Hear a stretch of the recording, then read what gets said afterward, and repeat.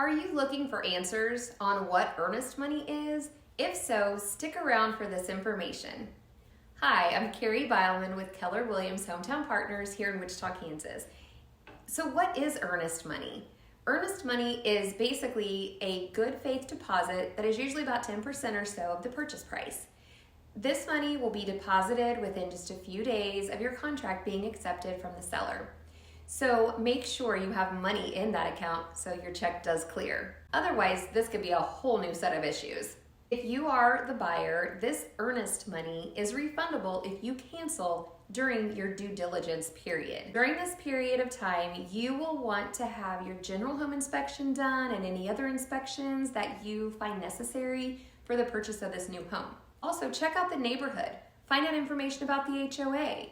Find out if there's flooding in the neighborhood. Talk to the neighbors. Basically, just use this due diligent time to really inspect all you can about the house and the neighborhood.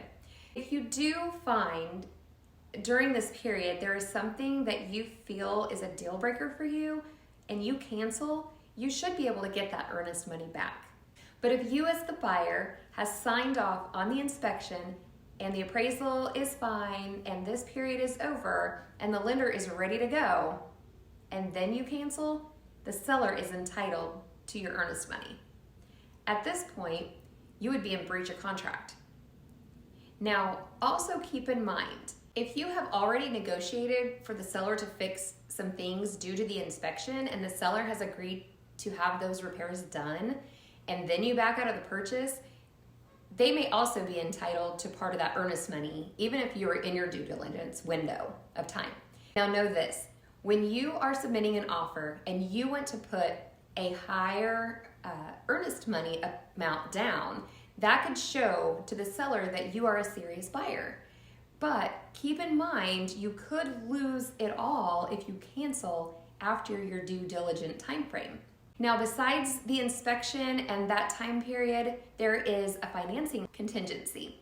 Basically, if your financing was approved, but let's say the interest rates go sky high and suddenly you can't afford what the lender is telling you that maybe now is your monthly payment and it's just too high, so you can back out of the contract. That is also a way that the earnest money could come back to you. Another contingency is the appraisal. If the home does not appraise for the purchase price, there is further negotiations, and if there's no agreeing on the appraisal, in some circumstances, you can be entitled to that earnest money back again. So let's say everything has went smoothly, inspections are done, appraisals are done, your financing is clear to close. Now we've arrived to the closing date and that earnest money is still out there. So where does it go from here? At this point, the earnest money is now part of your closing costs.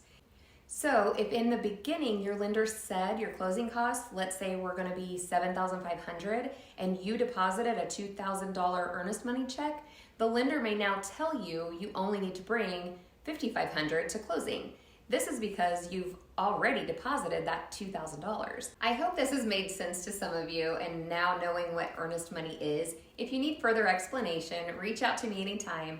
Again, I'm KeriBeilman, a Realtor with Keller Williams Hometown Partners, and hit that subscribe button if you want to hear more helpful information. Have a great day.